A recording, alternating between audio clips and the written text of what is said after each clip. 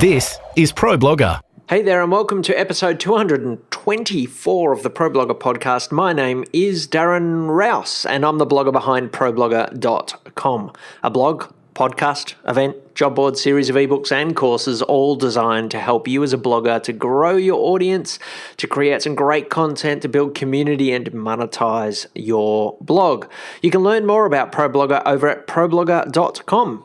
Now, in today's episode, we are continuing our series of blogger stories where I'm handing over the podcast to you as listeners of the podcast and readers of the blog to tell your stories, to share your tips of starting and growing your blog.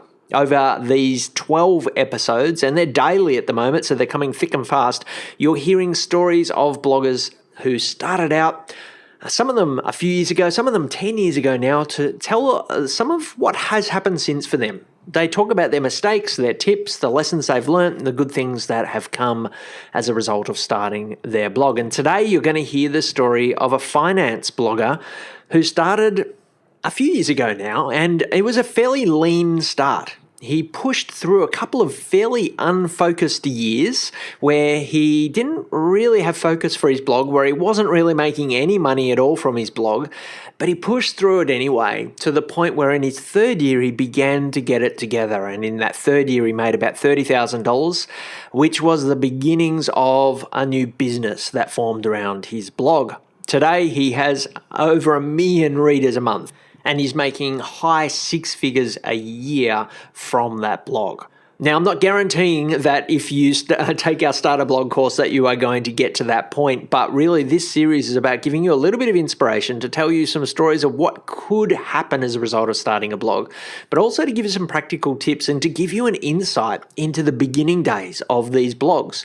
You know, one of the things I love about this series is that we are hearing from bloggers who have, to all intensive purposes, made it. You know, they're at a full-time level. They've built successful businesses, but they're giving us little insights into their early years. And I love that, and I'm very grateful to these bloggers who are doing that.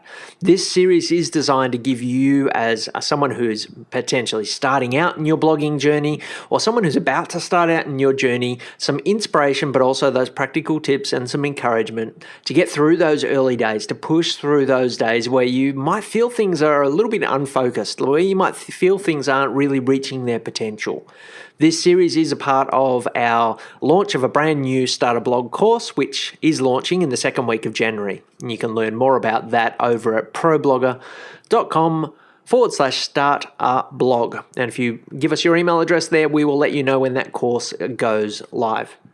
Now, today's show notes with links to that starter blog course and a full transcript of the show today, as well as links to our blogger of the day. You can find those show notes over at ProBlogger.com/podcast/224.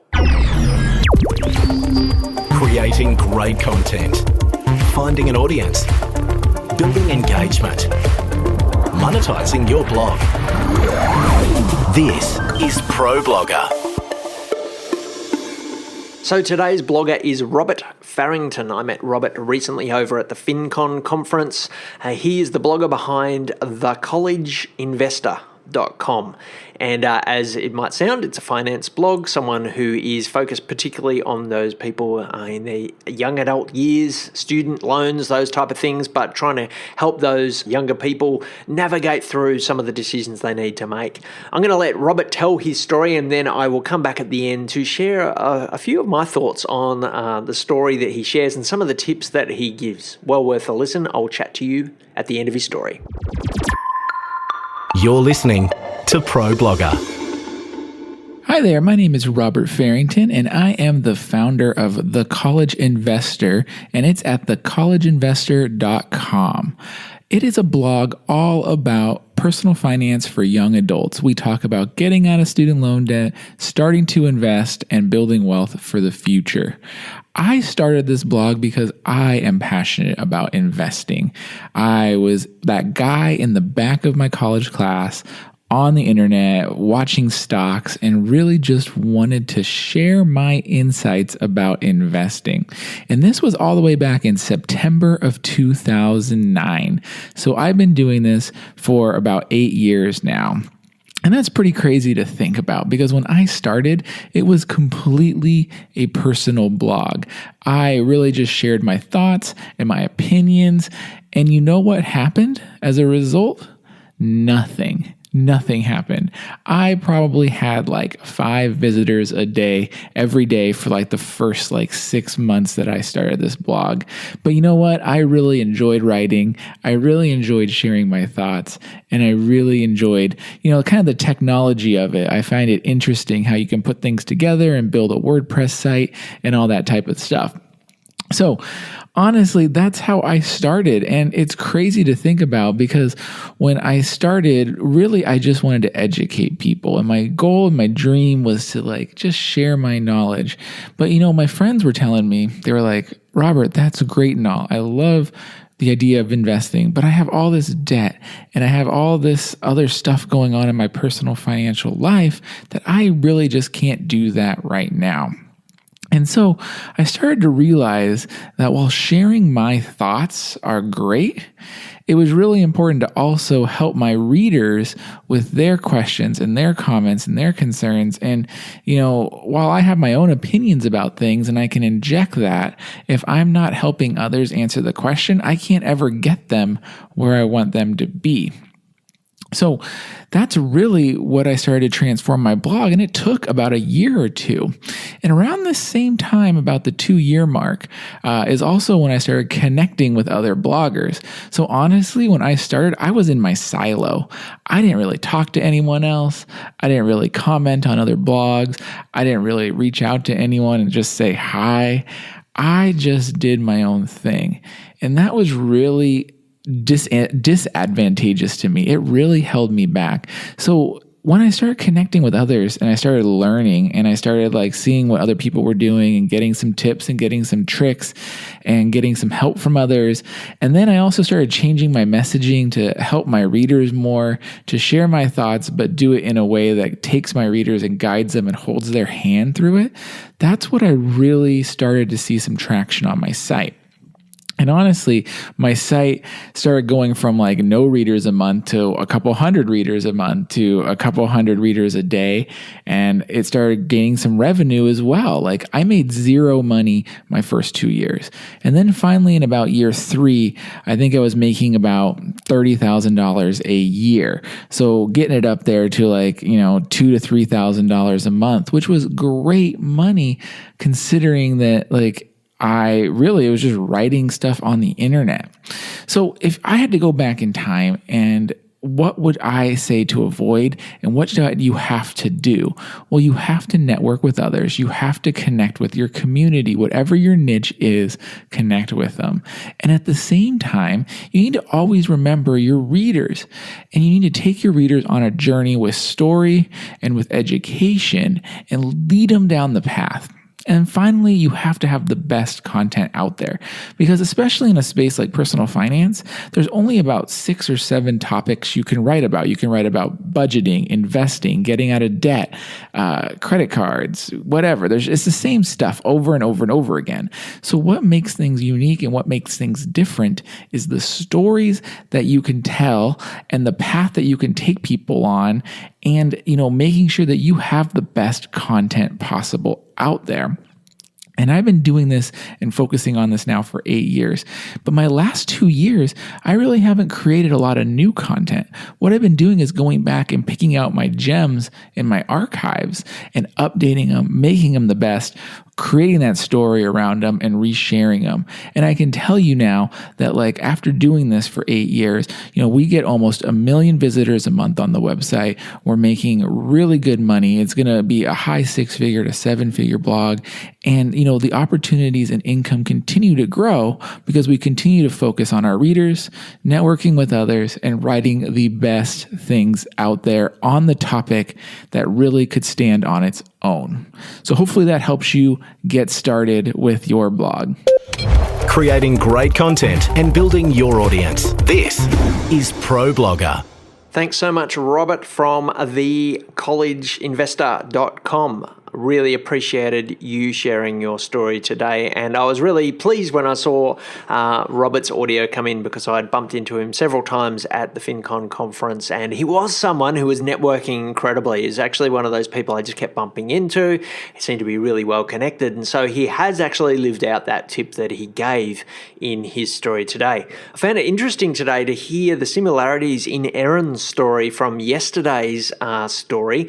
Robert started out because he was excited to share on a particular topic. And this is that common thread that I hear from many full-time bloggers today. And I think it's the case for a few reasons, that people who start out just genuinely wanting to talk about a particular topic tend to do quite well. At least a lot of the full-time bloggers do start that way. And I think it's because when you start out passionate about your topic, genuinely excited about sharing what you know, it comes across in your writing. People can sense that in your writing. When you bring energy and enthusiasm and excitement to your topic, it's going to shine through. It'll also shine through in the way that you go about promoting your blog, in the way that you network with other people.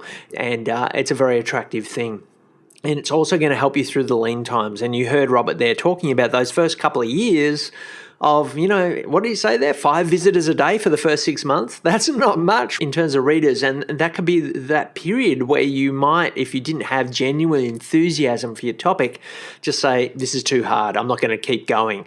But if you bring enthusiasm to your topic, you genuinely just like to talk about it, then you're going to be able to get through those times more easily. I also love there what he talked about focus and bringing more focus to his blog. His blog in the early days was just his thoughts. It was all centered around what he was thinking, but a shift to begin to think about his readers and to put them front and center, their questions, their problems.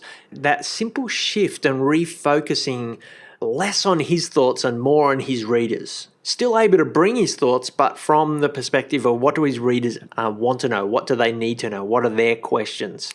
Less about him, more about his readers. That was certainly a key thing there. And then, of course, as he talked about that he'd been operating in a silo, and the realization that he could learn a lot more about blogging and he could grow his blog a lot faster if he began to network and look at what others were doing and connect with others within his niche.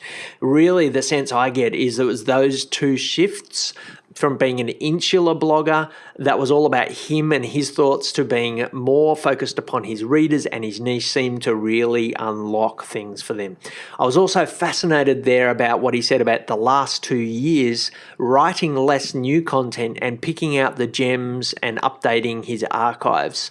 And whilst that may not be relevant to those of you who are starting a blog, because in the early days you really do need to build up your archives, if you've been blogging for a while, I think this is a really important thing to do, is to pay attention to those archives. And this is something I've been hearing over the last year or so, particularly at FinCon, that conference that I mentioned earlier. I met a lot of bloggers who had really pulled back on the amount of new content that they've been writing, and they really were re-optimizing the gems in their archives. The posts that were already ranking in Google, actually taking them to the next level, optimizing them, improving the content, making them more visually pleasing, adding further reading, making them deeper content. Actually improving that content was paying off more than creating new content for them. Again, that's something for those of you who've been blogging for a while now. You might have some archives.